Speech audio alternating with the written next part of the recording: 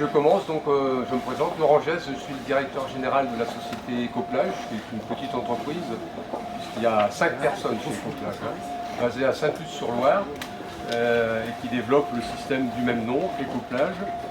C'est un système de lutte contre l'érosion des plages de sable. Alors un petit historique, il a été découvert par hasard au Danemark il y a une trentaine d'années, où l'Institut géotechnique du Danemark voulait de l'eau pour alimenter un bassin. Et ils ont eu l'idée de faire un puits sur la plage et pour avoir suffisamment d'eau, de mettre un drain de chaque côté. Et ils se sont rendus compte qu'au bout d'un certain temps, il y avait un petit peu moins d'eau qui arrivait. Au début, ça a bien marché. Ils sont allés voir sur la plage et ils ont vu qu'il y avait un cordon de sable qui avait recouvert le drain.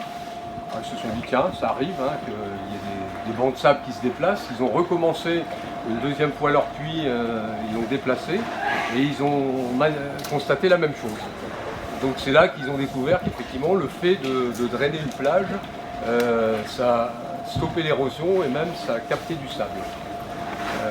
Donc c'est donc ce système qui va être installé sur la plage et on va aller le voir tout à l'heure. Cette maquette, elle est là justement pour vulgariser le principe du système, montrer ce qui se passe quand on rabat la nappe dans la plage, c'est-à-dire quand on... en dessous de la plage. En dessous de la plage. Là-bas c'est fait avec des drains, ici c'est fait une petite membrane dans laquelle on pompe. Et donc on peut arrêter. Là actuellement, le pompage est en train... il fonctionne si vous voulez. Alors qu'est-ce que ça montre? Vous avez une houle avec des vagues et on voit qu'il s'est formé ici une petite aspérité, là, un petit cordon dunaire qui se forme petit à petit. Et si on regarde les grains de sable, si on regarde bien, quand la houle descend, vous avez tout de suite derrière la zone d'assèchement qui descend. Et ça, c'est l'effet de la membrane qui est en dessous, c'est l'effet du drainage.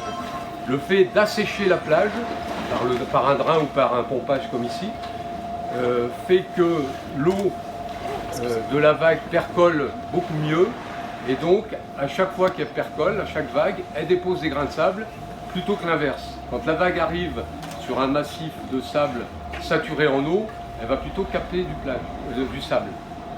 Elle va en entraîner, si vous voulez. Donc, voilà. Alors, il y a une petite question simplement. Est-ce qu'on a une idée de l'apport annuel, ou du gain de sable annuel que l'on peut avoir en moyenne, quoi, parce que vous avez les sables d'Olonne quand même, vous avez fait une expérience. Les sables d'Olonne, le système a une zone d'influence, si vous voulez. Parce que ce qu'on fait, c'est qu'on crée une ligne de défense. Là on est sur 1 kilomètre. On va dire, en longueur, mais en largeur. Il y a une zone d'influence, on va dire, c'est plus compliqué que ça, mais je dirais 25 mètres de part et d'autre. Soyez optimiste, il faut l'être à mon avis. Au sable d'Olonne, on gagne quand ça même. fait 20 ans que le système est en place et ils n'ont rien fait depuis. Ça veut dire que le système a stoppé l'érosion, il a regagné, je dirais là-bas en hauteur peut-être 1 mètre de sable, et après ça s'est stabilisé, puisque après on pourrait essayer de renouveler un autre système plus long en mer. Le but il n'est pas là, le but il est de stopper l'érosion. Vous savez la bolle ce que c'est que l'érosion, vous avez vu quand vous avez fait le rechargement et que petit à petit ça l'a mangé. Absolument. Et voilà, un rechargement, on sait qu'on perd 15% tous les ans. Bon, avec, là on stoppe, on compense en fin de compte. Dans la zone d'influence, on va compenser, on va revenir à l'état d'avant et ça n'avancera plus. Voilà. Mais il y aura un moment d'équilibre. Et par rapport à ce moment d'équilibre, ça ne veut pas dire qu'on ne perdra pas du sable, mais on va en gagner. L'intérêt d'Ecoplage, c'est que par exemple derrière une tempête, le système recapte énormément de sable parce qu'il y a énormément de sable en suspension.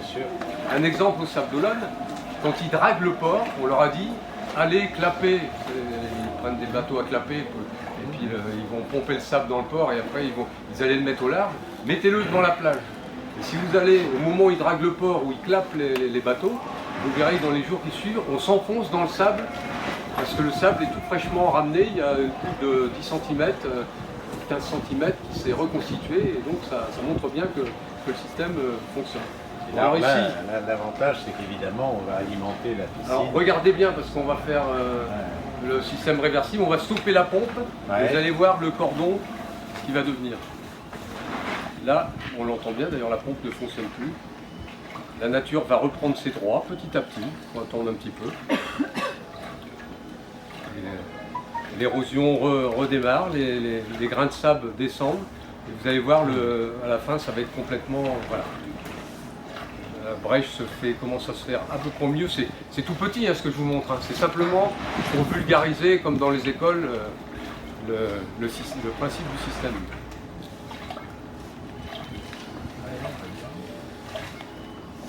Donc ici, voilà, on voit qu'il recule encore. Là, c'est accéléré, je ne sais pas, 10 ou 20 000 fois hein, à l'échelle naturelle. C'est pour ça qu'il faut se donner un petit peu de temps. Quoi, hein. À l'échelle de la plage, ça ne prend pas tout ce temps-là, mais c'est ô combien redoutable, vous le savez tous. Hein. La brèche se fait, bientôt. Ah, ça a reculé. Hein, oui, là, on voit bien. Voilà, et voilà. Là, de ce côté-ci, il n'y a pratiquement plus de... Quelle quantité de sable vous perdez par an à peu près Ça dépend des années. On a perdu beaucoup. Non, mais c'est pas pour une réponse de Normand. Mais Xynthia, par exemple, on en a perdu. On avait perdu 50 à 60%. Pas loin de 50% de ce qu'on avait amené, les 300 000 mètres cubes qu'on avait amené en 2003. Il y a environ En 10 ans. Quoi.